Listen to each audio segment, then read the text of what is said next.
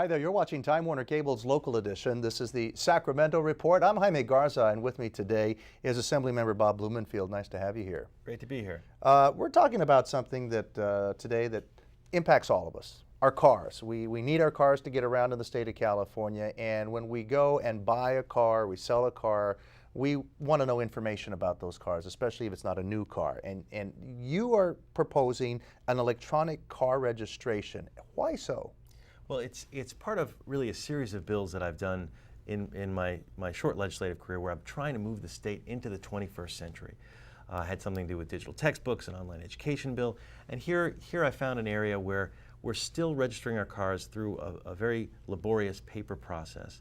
And by requiring that car dealers, new and used, register the cars electronically, we can save the state almost $10 million.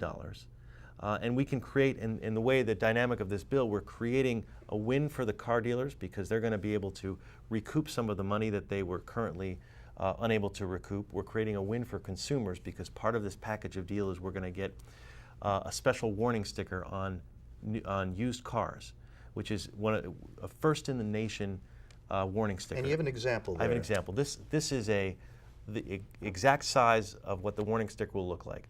When you buy a car in the future, after this bill passes, if that car is a salvaged vehicle, and that car has been in a flood or a tornado or something, and they're trying to sell it to you, they're going to have to let you know that that is a salvaged vehicle, and they're going to have to post this sticker on the back of the car, and it'll say, check out the Navitas database to find out more about the car, and the dealer will have that information for you. Has that been a big problem where the consumers have been misled or basically just lied to in terms of a car that's up for sale? Sure, it's been a problem, and especially with the floods in the Midwest, you're seeing a lot of those vehicles come out for sale now.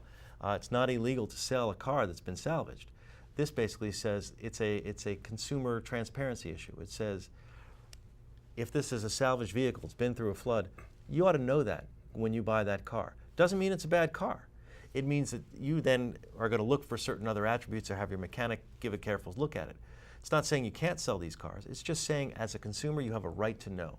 And this has been sort of something that consumer groups have been looking for to try to get for years. And by building this coalition on this bill where we both save the state money, we make it better for business, for the dealers by allowing them to recoup some of their fees, and we make it great for consumers with this bill. We create a win-win-win, and there's actually a fourth win, a four-win scenario. The fourth win is you're going to get your license plate a lot faster. Instead of waiting 9 months, you're going to get it in 2 weeks. Mm-hmm.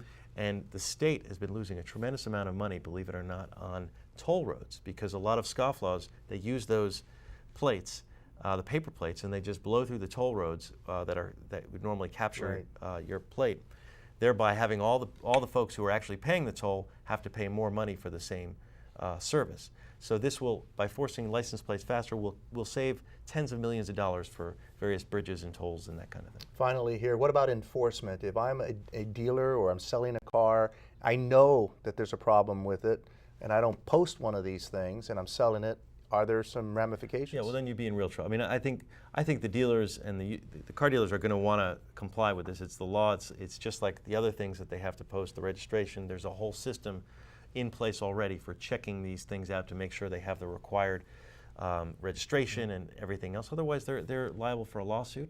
And there's all sorts of other remedies. State penalties, possibly? There's nothing explicit in this bill about new state penalties, but all the existing remedies are out there. Well, the consumers have got to like this. More protections for them. Thank you very much, Assemblymember Bob Blumenfield, and thank you for watching Time Warner Cable's local edition, the Sacramento Report. Remember, you can watch this interview and others by going to My Government On Demand, and you'll find that on Channel 1.